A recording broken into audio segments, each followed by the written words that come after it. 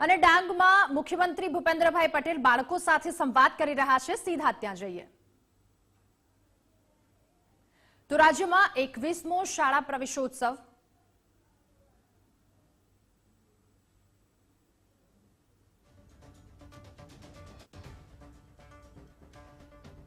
બિલિયાંબા ગામની શાળામાં મુખ્યમંત્રી ભૂપેન્દ્રભાઈ પટેલ ત્યાં ઉપસ્થિત રહ્યા અને બાળકો સાથે તેઓ સંવાદ કરી રહ્યા છે।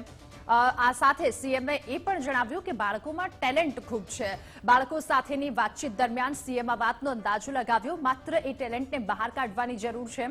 આદિવાસી વિસ્તારમાં મેડિકલ કોલેજ આપી છે, એટલે સરકાર દ્વારા સતત પ્રયત્ન કરવામાં આવી રહ્યા છે શિક્ષણને છેવાડા સુધી પહોંચાડવાના। અને આ સાથે તેમણે એ પણ જણાવ્યું કે જ્યાં જ્યાં જગ્યા મળે ત્યાં વૃક્ષ વાવવું જોઈએ, મુશ્કેલી આવે તો પણ ભણવાનું ન છોડવું જોઈએ, કારણ કે મુખ્યમંત્રી ભૂપેન્દ્ર પટેલે જણાવ્યું તે રીતે ગત વર્ષોની સરખામણીએ ડ્રોપઆઉટ રેશિયો પણ આ વખતે ઘટ્યો છે। મુખ્યમંત્રી ભૂપેન્દ્ર પટેલ કે જેઓ શાળાની મુલાકાતે છે, ડાંગમાં શાળાની મુલાકાતે છે, અને સાથે વાલીઓને પણ તેમના દ્વારા જણાવવામાં આવ્યું કે વિદ્યાર્થીઓ સાથે 10 થી 15 મિનિટ જેટલું બેસવું જોઈએ અને શિક્ષકોને પણ શાળામાં પૂરેપૂરું ધ્યાન આપવા માટે તેમના દ્વારા અપીલ કરવામાં આવી છે। તેમના દ્વારા જણાવવામાં આવ્યું તો આ એક નવતર પ્રયોગ, ખૂબ સારો એવો પ્રયાસ સરકાર દ્વારા કરવામાં આવી રહ્યો છે। રાજ્યમાં 21મો શાળા પ્રવેશોત્સવ છે અને આ પ્રવેશોત્સવમાં રાજ્યમાં અલગ અલગ જગ્યાએ બાળકોનો પ્રવેશોત્સવ શરૂ થઈ ચૂક્યો છે।